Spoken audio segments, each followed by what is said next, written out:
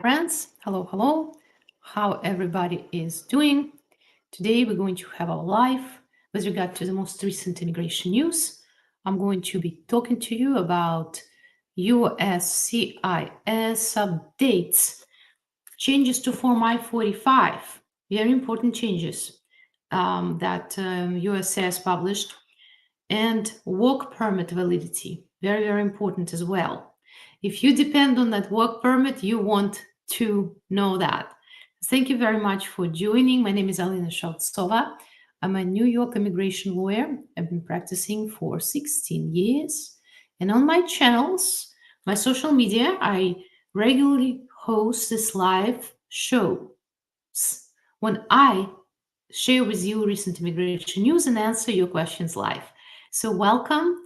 Please don't forget to like, share the stream, send me your hearts if you're watching me on TikTok, likes, shares if you're watching me on YouTube and Facebook.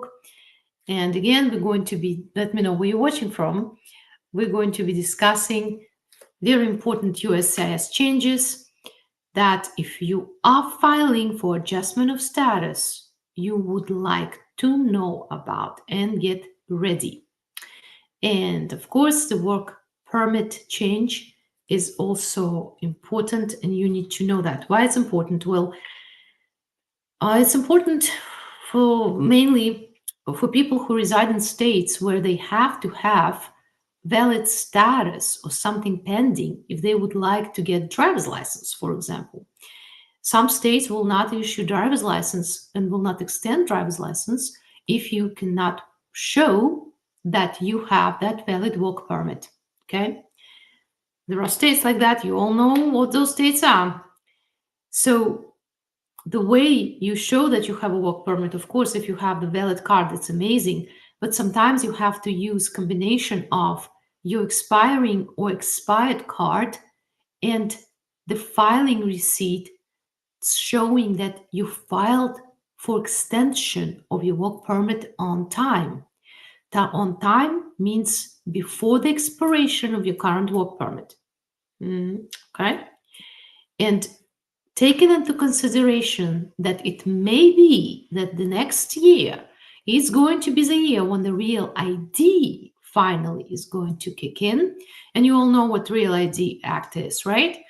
It's mainly going to affect people who like to travel within the United States by plane, because according to the Real ID law, if you don't have that valid immigration status and cannot show that your driver's license issued to you is federally approved, you will not be able to board the plane.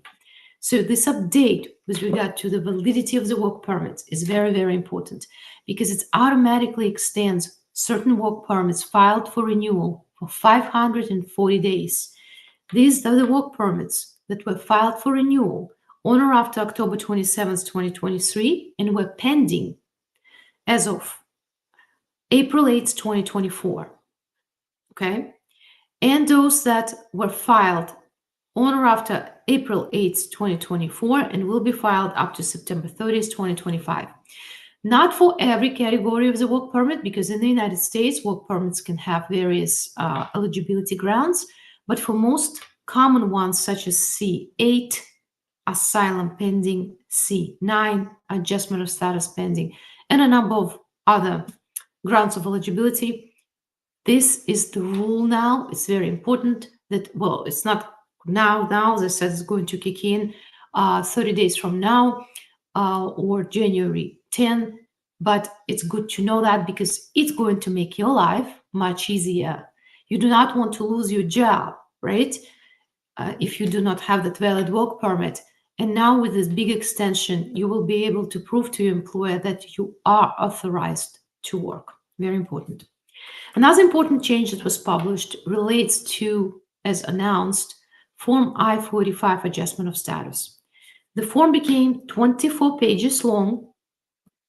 Every time USCIS makes a change to their forms, it magically becomes longer, never shrinks. Very interesting.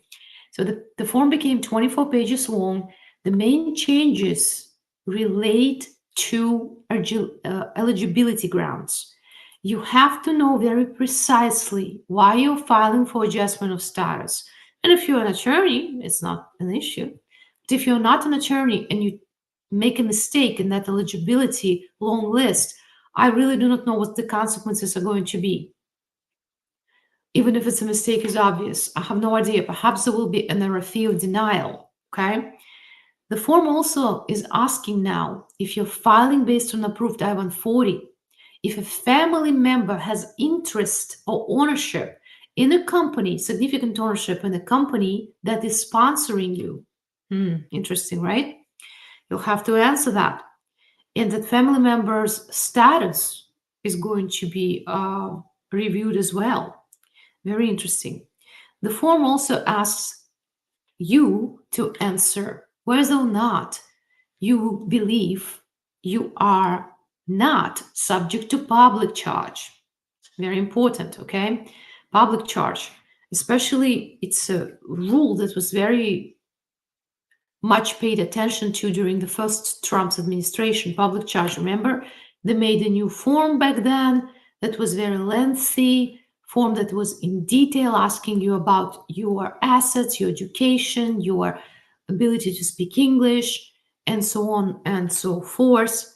So Form I-45 that was updated, it already had some questions about the public charge, but now they would like you to answer questions whether or not you are subject to the public charge, and if not, why not?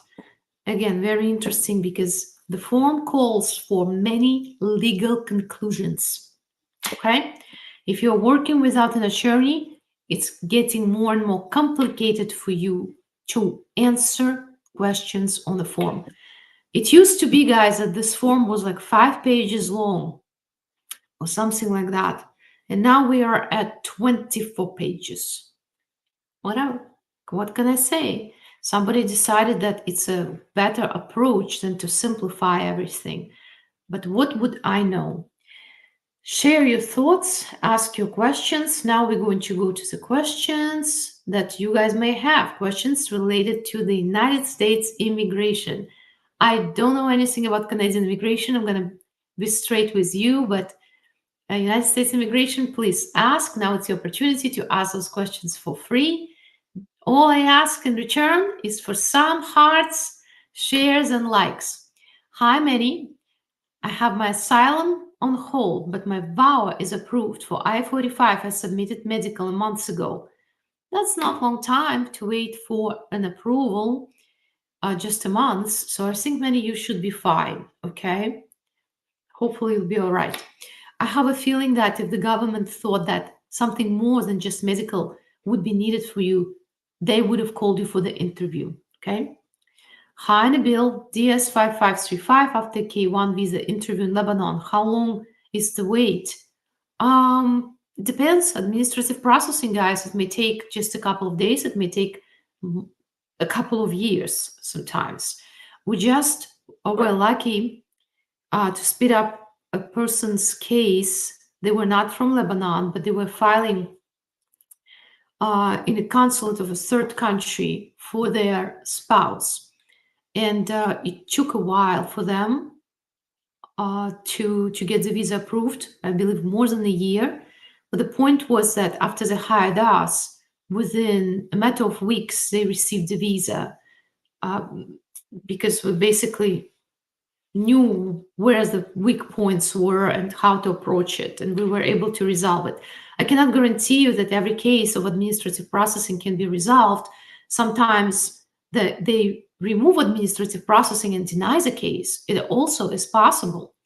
But most of the times, it results in approval, of course. And for some people, it doesn't. And you have to fight in court sometimes, even though with the recent court changes, it will be extremely challenging, if not possible, to challenge such denials in court. Okay? All right, let me see what else we have. Guys, don't be shy. Ask your immigration questions if you have some. All right. Hi, Gurpreet Singh. I have asylum green card. Can I apply for my passport? I do not know. To apply for your passport, what do you mean for your passport? Do you mean for citizenship? To file for the U.S. naturalization of citizenship, you need to reside in the United States for at least 2.5 years within the past 5 years. Well, for asylum seekers, it's actually a little bit different because when you guys receive green card, it rolls back a year. So your physical presence really is, well, I guess together with the physical presence that you were waiting for 1 year before your green card is approved. Well, in any event, so you have to reside for 2.5 years within the past 5 years from the date resident since on your green card, and 5 years from the date resident since has to pass. And then you can become a US citizen. But if you're asking about my passport, if you're asking about the passport from your home country, no, do not do that. Just because you received the green card, it doesn't mean that it will not be taken back, especially with administration that's coming in. If you guys go into exhibit behavior that contradicts the asylum that you filed for, they may rescind that green card, okay? Just so you know that. Hi, Adriano. My 150 days for asylum, I guess for asylum clock, will be February 2nd. Do you think I'm okay? Okay, for what? I'm not sure what for. Let me know more about your question. Hi, Navid. After changing status to E2, can you travel back home and return? You will have to receive a visa to return. If you guys change status in the United States, but now you want to leave the United States for whatever reason, to come back, you will need to have a visa stamped in your passport. Sometimes you have the status, but the consulate denies you the visa. Happens, even with the E2 applicants, unfortunately. Yeah. That's crazy. Sometimes people get very upset. They get stuck. Hi, Babur. Question. I have a pending VAWA and recently have submitted my fingerprints and waiting for my combo card. Is it really safe to travel home country with that combo card and the new Trump administration? Also, there is no guarantee that you're going to get the combo card. I've noticed recently that even though you file your work permits and your I-131 permit together, the government still adjudicates them separately. And you may receive advance parole as a separate document, and you may receive work permit as a separate document. But let's say you do receive a combo card. Is it safe to travel? It depends probably on your case. If you have a strong case, you don't need to worry about anything. You don't have any criminal background. If something else is going on in your case where you may be denied entry, usually it may happen if while you are away, your case is denied. Even though the government usually is going to give you this window of 30 days to re-enter the United States if you had a valid advance parole. Why? Because the thing is this, what if you file a motion to reopen and you win your case? Okay? So from what I recall, they say CBP has discretion to allow you in, even if your case is denied, within that 30-day period. Very interesting, right? But after that, I don't think so, because basically the case is dead. So generally speaking, it should be safe. If your case has been pending for a longer time and decision may come around the time when you're traveling, I would suggest don't do that. Because if it gets denied, I cannot guarantee you that you're going to be allowed in, right? Okay, please share your link for free evaluation. I'm not sure what that is. I really do not know what that is. Hi, Ali Ikram. 5-year work permit asylum is not deportable. Usually, if you have asylum pending, what's going to happen, you need to understand that there is no guarantee that a notice to appear, if it hasn't been issued, will not be issued against you. It happens very rarely, but it may happen that even though you're waiting for your asylum interview, ICE may still place you in removal proceedings, right? If you are subject to 240 regular removal proceedings. In removal proceedings, you're going to have a chance to defend yourself by renewing your application for asylum. So if you have 5-year work permit based on asylum pending, it means you have asylum pending, you're waiting for your interview or you're waiting for your court.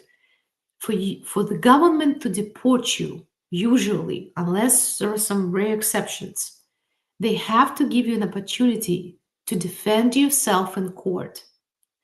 So if you have a strong case, then you don't need to worry about the deportation. You're going to win it, they cannot deport you. If you lose your case, yes, they absolutely can deport you.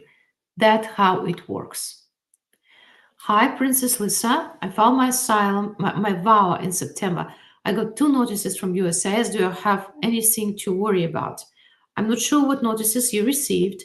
I assume that you received receipts for your filing. If you do not have status in the United States, valid status, you may be placed in removal proceedings. Then what happens is that the government, the judge usually, will give you time for that I-360 form to be decided prior to them making decision. Okay? Interestingly enough, during the first Trump administration, they had this order, generally speaking, that now they said, we don't have to wait for you to go through the steps and see if your application is approved. If you don't have status, you don't have status. But then that was reversed, okay, by this current administration. So I think, if I had to guess, you're going to be fine. You should be all right. You have something pending. It's better than nothing. It means usually the judges are going to give you time to have that something decided prior to them making a decision about your removability. Okay. If you got your application submitted, now you're basically just waiting for the decision. If you were married to a US citizen, you can file for adjustment of status and ask for the work permit while your application is pending. Okay. Hi, Maria. How many months will it take to get the work permit if I need to expedite under U visa? I do not know. I do not. To expedite the work permit under the U visa, you have to have bona fide determination first. That sometimes takes years. If you have that and your work permit got stuck, I do not know how long it's going to take. The government is not obligated to grant your request to expedite. If they do grant it, it usually takes only 30 days and you're going to get your work permit, right? But you have to fall under the criteria to expedite an application or petition per the USCIS website. And my understanding is this for U visa specifically, you will have to have the bona fide determination first. Okay, without that, I don't think they're going to be considering issuing you a work permit. Hi, Yasin. Do you think Trump will save DACA since he said in an interview recently he would work with Democrats on the issue? The interesting part about that I don't think he needs to work with anybody on that issue, since Republicans, if I am aware, as long as I know, will control both sides of the Congress, right? So he said he's willing to work with them. That's fantastic, okay? But I don't think that they not necessarily they have to, because they have full control of the Congress, unless I miss something and some kind of voting results change something. But that's what it was, I think, a week ago. But if he's going to work with them, that's fantastic. Will they work with him? I do not know. In the past, Republicans proposed various reliefs for DACA, and Democrats rejected them, saying they were not good enough. Okay. So in this situation, I hope that everybody is going to act finally and will think about the people rather than themselves. But what will happen, I do not know. Every day now, I open the internet just like you guys do, and news just gets crazy and crazy. You saw announcement about trying to tax international transactions at 50%. Okay. It's like it's been published in the Fox News. It's not like it's a made up story. Okay. It's crazy. Apparently, in a state of, what is it, Oklahoma or Alabama, Oklahoma, they're already taxing international transactions at 1%. So I would stay open minded with regard to any craziness that may come our way, not necessarily bad things.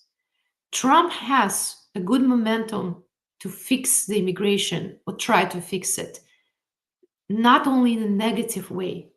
He himself stated that there are people who are waiting in line for 10 years and it's not right. Okay? If you watch that interview, I published the most important like the most important quotes on my video, on my channel in the video. But he said also in the same interview that it's not right that some people get stuck. We need to do something about that. So now when they have the control, they may do something about that. And it would be amazing, right? You would not expect that from them. But hopefully, it seems that he indicated that it's not right to start deporting dreamers. Everybody agrees on that. Now they just need to act and do something. And knowing Republicans, probably what they would offer is some kind of a very long program with fines or some contributions to the budget that will eventually lead to the green cards.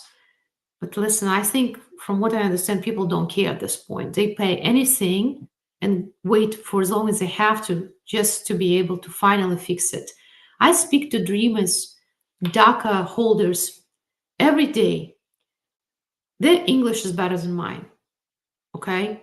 They speak as if they were born in the United States. They have jobs sometimes working as an EMT, working in very crucial sectors of the economy. They have licenses. It's not,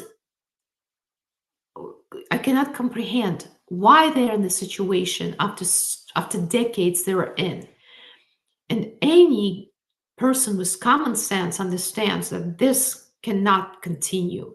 You can't have a person who lived in the United States for 3 decades, like 2 decades, 3 decades, and they don't have status.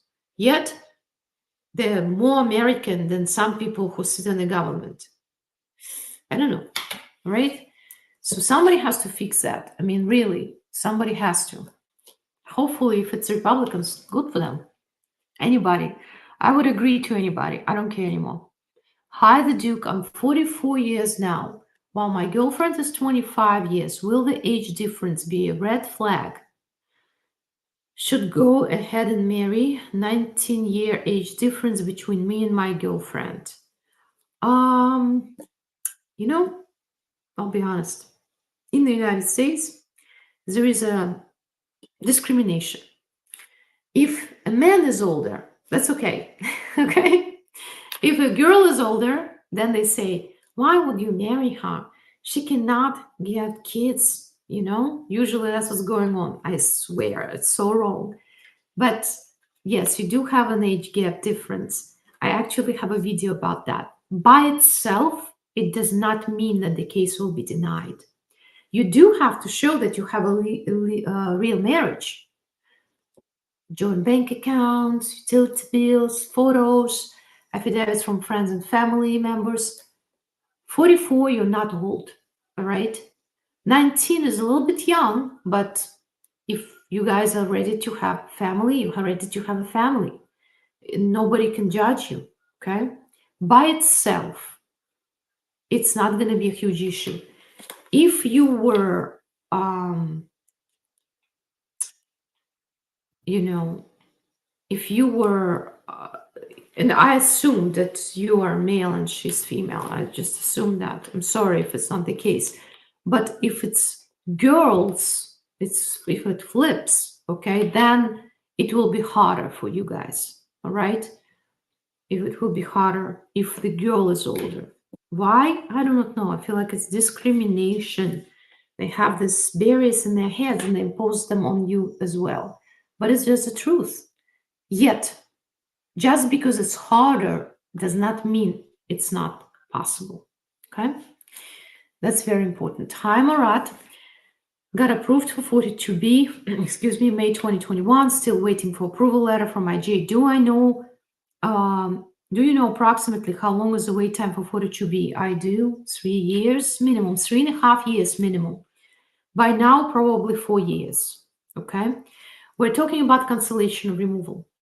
If you go to court today and you win your cancellation or removal case today, you're not going to get a green card until at least 4 years pass from today. All right?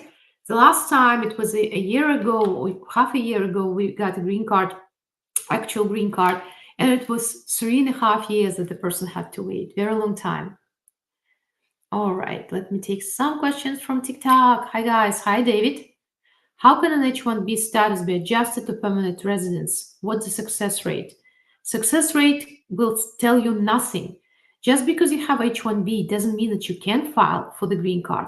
You have to have usually a petition, I-140 or I-130 approved for you.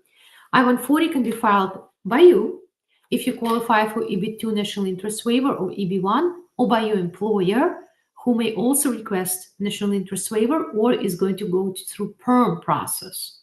I-130 can be filed by your spouse, a green card holder, or a citizen.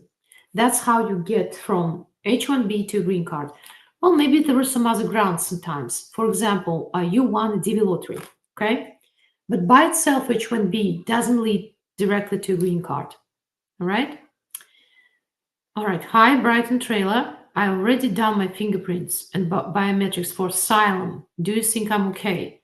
I just gave you guys very detailed explanation as to what I think when you are an asylum applicant, right?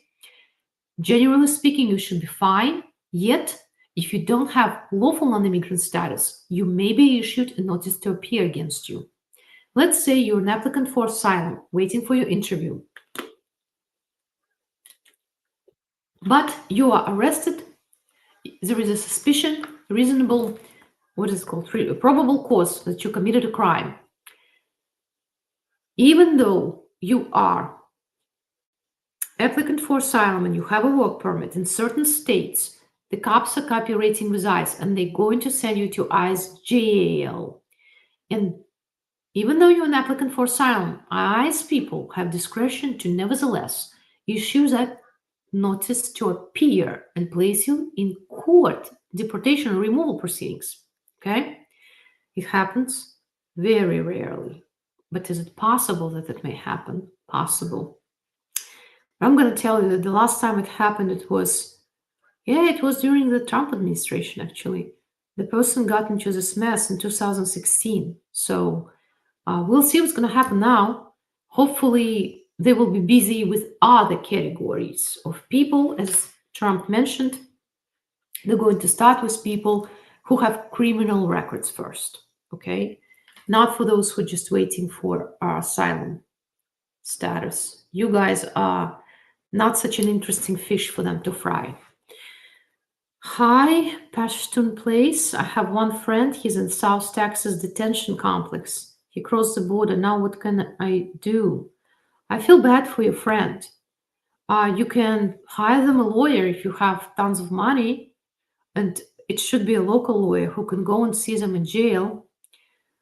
The second best is somebody who knows how to beg the jail to set up video calls and things like that.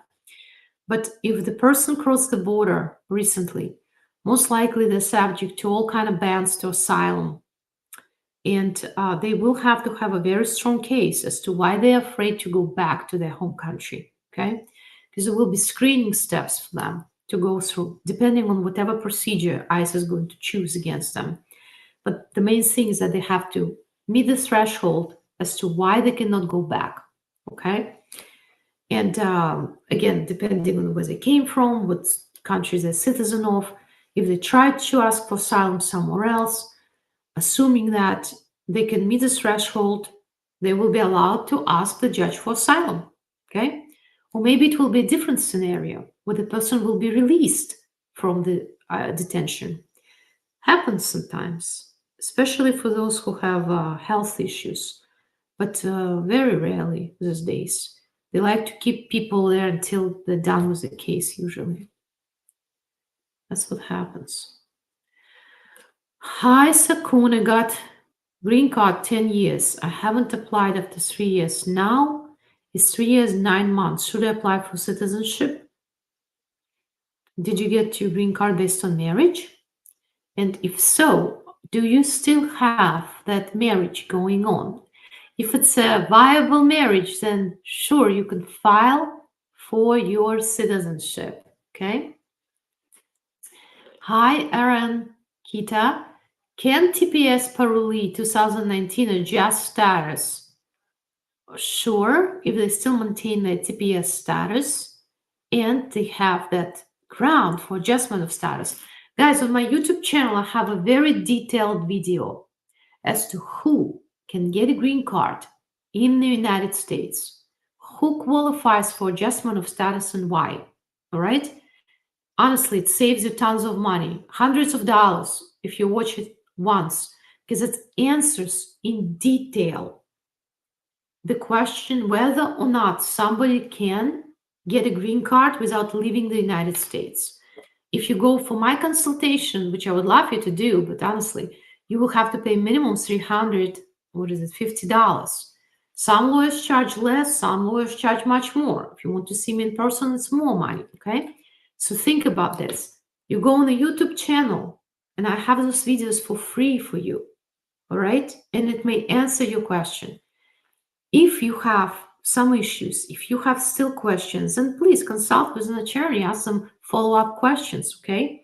Because some people who have TPS and advanced parole entry, they also have a note of removal from a long time ago. Sometimes they don't even know about it, okay? Just met a client, he had no idea he had a note of removal when he was a kid. His parents filed for something, got denied. He went for adjustment of status, not with me. I usually check, okay, if you can go for adjustment of status or not. And adjustment of status was denied because USCIS has the records and they found out the person did not, the person had a removal order. They cannot adjust. Sometimes you can adjust even if you have an order of removal when, if you were designated as arriving alien in your removal proceedings. Long time ago, these removal proceedings were called exclusion proceedings. Don't ask me why. United States immigration just getting more and more complicated every time they make some changes. Maybe this time they're going to try to make changes again. I think that they will probably, because now is the momentum, right? They may get rid of unlawful presence things. They may change. Maybe they will try to get something called cancellation or removal, but without the judge. That's possible. That's a green card for somebody who resided here for 10 years and a good person. Very much possible that they do that. Similar to registry, right? All right, let me answer some more questions. I cannot guarantee that I will cover all of them. There are a lot of questions, guys, and only one me. But I'll try to do my best. Hi, Paula, what happens if by the time my interview 5751, removal of condition, I don't have a divorce decree? Would a husband's affidavit can help to prove a bona fide marriage? No. It's not the bona fide marriage that will be tested. They want to see if you are going through separation, basically, right? The criteria is very strict. It's either you guys file together, you're filing together, or you qualify for the waiver. Marriage was bona fide but resulted in divorce. You have to have the divorce. Marriage was real, but you were abused. Or within the 2 years that you held conditional residency for, certain circumstances occurred that now you will be in extreme hardship if in case of your removal. So you do need that divorce decree. If you are called for the interview but you don't have a divorce decree, what you do? You postpone it until you have the divorce decree, okay? Also, guys, when you're filing for divorce, at least in New York, and maybe in other states, I don't know, in New York, you can submit your divorce case in any county in the state, not necessarily in the county where you're residing. Knowing that, what do you think? The court in Brooklyn and the court somewhere far upstate, New York is a big state.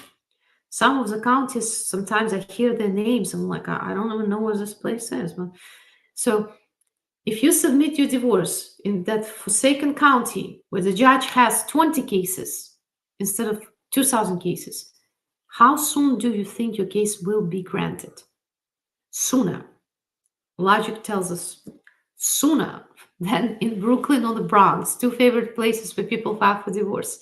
So if you haven't contested divorce, ask your lawyer about that. Because I swear to you, I was surprised myself. Divorce granted in one day. Person filed all the paperwork, it wasn't contested, they have everything done professionally. The next day they got divorce decree. I was in shock. I was like, wow, how is it possible? And that family lawyer told me, well, because you need to know where to file. You can file anywhere, and apparently it's legal. Okay, that's what they said. It's legal. I will trust that attorney. Hi, Amy. I'm privileged to obtain my advanced parole through TPS and previously applied for asylum, which was denied since 2021. And I intend to go to my home country for a funeral and come back. You're traveling at your own risk. Remember, guys, you filed for asylum. You stated you're never going to go back to that place. Now you have an opportunity to travel. You rush to that country, not with the Trump administration. I understand there is a very upsetting event. My condolences to you. But I would not do that. Okay? Especially for the person who is no longer here. I understand that it's very important to pay respect, but it's also important for you to think about your future. Okay? And your future is probably more important than the persons who passed away. They have no future already. So just think about that when you make your decisions. I understand you may have a very hard time with some of the family members. I get all that. All right. But living person is usually more important than the person who passed away. That's it. Maybe sounds a little bit harsh, but seriously. Hi, Samson. I have 5-year EAD with pending asylum case. With USCIS concern the issue of deportation. Spoke about this several times, guys. Generally speaking, you should be absolutely fine. Stay away from trouble. No traffic violations, no criminal stuff, no domestic violence, please. Okay? If you go to one of the states where local enforcement is like this with ICE, keep this in mind, that even though you have asylum pending, you may be placed in removal proceedings. In removal proceedings, you should be allowed to defend yourself. In very specific circumstances, you may not see the judge. Usually, if you entered on a visa waiver, okay? Maybe there was a previous immigration history. Only then you may be placed in exotic removal proceedings, some asylum only, something like that. But still, you're filing for asylum, so you should be allowed to defend yourself, right? Removal proceedings not necessarily means you're going to be deported, right? Why? Because you know that statistics is against you when you go for that asylum interview, right? More cases, same cases, get approved by the judges than by asylum officers. I don't know why.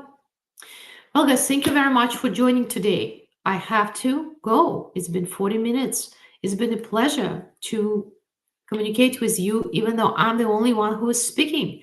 Maybe one day we're going to come up with some sort of a system where one of you may speak.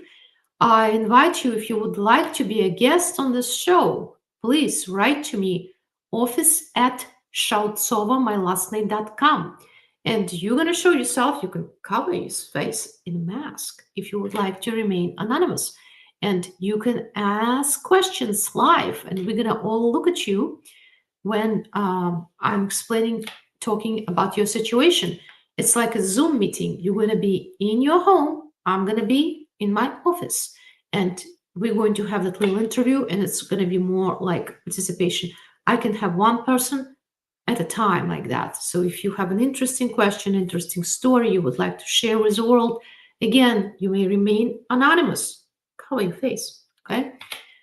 We can do that, okay? If that's what you want, then you can talk to me for like 20 minutes. We can discuss your situation.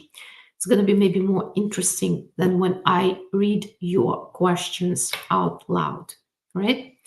Okay, thank you very much for watching. Again, it was a pleasure. I hope everybody is going to have a fantastic week. If everything goes well, I'm going to see you again this coming Friday. So please don't be a stranger.